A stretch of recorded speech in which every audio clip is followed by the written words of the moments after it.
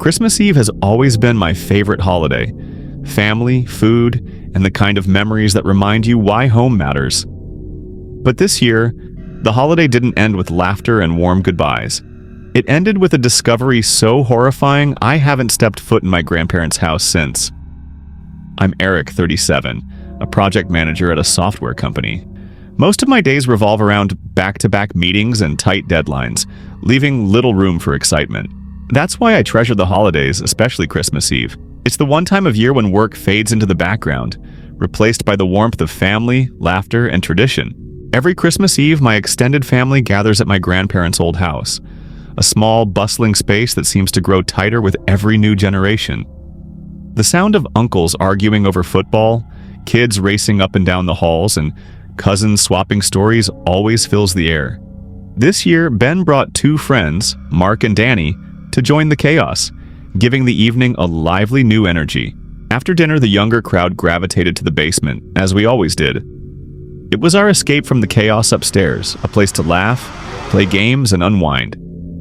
Ben's friends, Mark and Danny, quickly made themselves at home, blending into the usual buzz of conversation and competition over card games. Everything felt comfortably familiar until Mark's curiosity veered us in a different direction. While moving around the cluttered space, Mark pointed out an old, weathered door hidden behind a stack of storage boxes. "What's in there?" he asked. I shrugged, explaining it was just a crawl space no one bothered with anymore. Mark's grin widened. "Let's check it out." Ben agreed with enthusiasm, and despite my initial hesitation, I followed them as they uncovered the door. Mark wasted no time pulling out a multi-tool and working the rusted padlock. In less than a minute, the door creaked open, revealing the crawl space. The air was heavy and stale, carrying a faint tang like old pennies. Inside, the dim light revealed a jumble of forgotten items. Rusted tools, cracked holiday ornaments, and piles of yellowed newspapers, all coated in decades of dust. As we carefully navigated the cramped space, Danny pointed out a wooden crate in the far corner.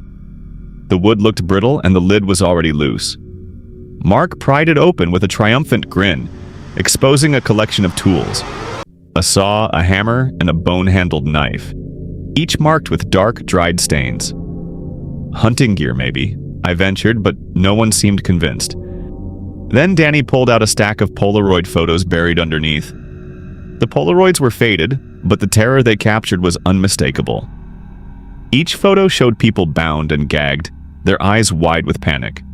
My stomach churned as Mark flipped through them, and we all saw a man holding the same bone-handled knife from the crate. Scratched into the blade was a single word: judgment. Mark's hands shook slightly, but he kept going. One photo showed the man's face, blurry but hauntingly familiar. He wore a heavy coat, his expression unreadable. Ben's voice cut through the tension, low and unsteady. "We shouldn't be here. Put it all back, now." For once, no one argued. We quickly stuffed the photos back and closed the crate. We carefully locked the crawl space and slid the boxes back to cover the door. None of us said much, silently agreeing that this discovery was best left unspoken.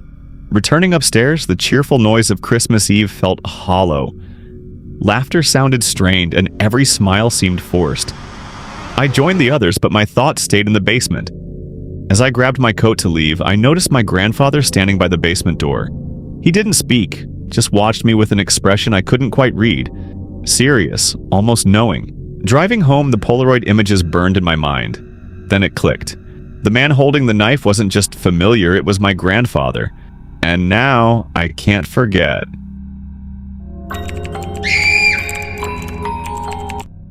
Christmas Eve has always been my favorite night of the year.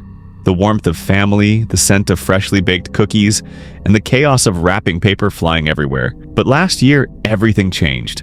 What started as a simple holiday gathering quickly spiraled into a nightmare that still haunts me to this day. The laughter, the joy, it all turned into something unrecognizable. I'm 48 now, an accountant who's just moved back to my hometown after years of living in the city.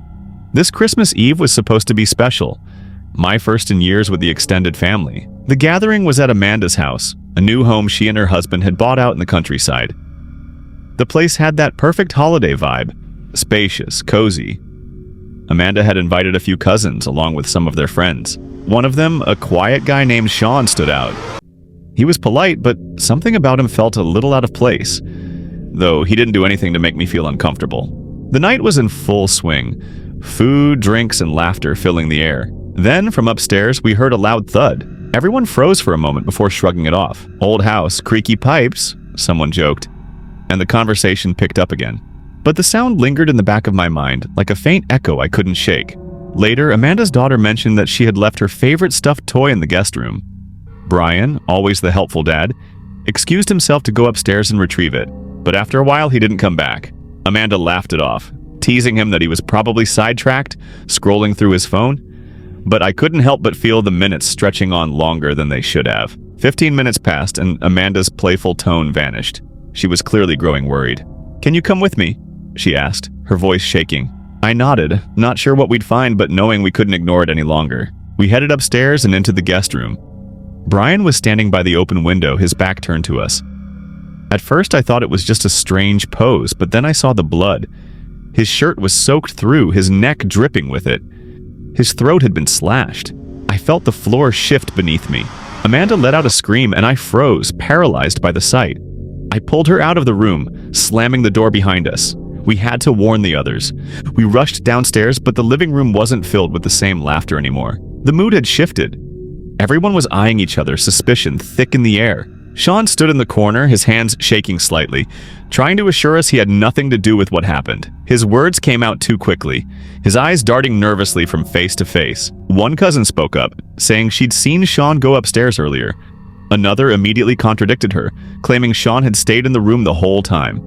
The tension was unbearable, every glance sharp with doubt. No one knew who to trust, but it was clear something had gone horribly wrong, and one of us might be responsible. The back door creaked open, the sound slicing through the heavy silence. My heart skipped a beat. Whoever killed Brian might still be in the house, maybe even among us. Panic spread like wildfire. I noticed muddy footprints leading in from the door, but none of our shoes seemed to match the size of the prints. The room was on edge, every movement scrutinized. Just as the tension reached a boiling point, Sean grabbed a kitchen knife. He wasn't attacking, just holding it tightly, his panic evident. The others slowly closed in on him, demanding answers. Before we could piece things together, the power cut, plunging us into darkness. In the chaos, I heard a scuffle. When the lights flickered back on, Sean was on the floor, stabbed, the knife he'd been holding lying next to him. Amanda called the police, but by the time they arrived, the house had fallen eerily silent. They questioned everyone, took statements, and searched the property, but the killer was never caught. No one could explain the muddy footprints or who they belonged to, and the inconsistencies in everyone's stories only made things more confusing. As the police wrapped up their investigation, I couldn't shake the feeling that we were all forever bound by that night. We went home knowing one thing for sure. The murderer was someone we all trusted, someone who had been right there with us. The worst part? We may never know who it was.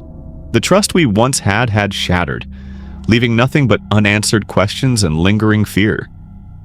If you enjoyed these Christmas Eve horror stories, I'd love to know.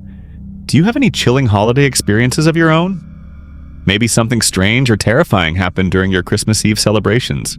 Drop your stories in the comments below. And if you want more terrifying tales to keep you on edge, make sure to subscribe, turn on post notifications, and share this video with your friends and family. Let's keep them on their toes this holiday season. Thanks for watching, and I'll see you in the next scary story.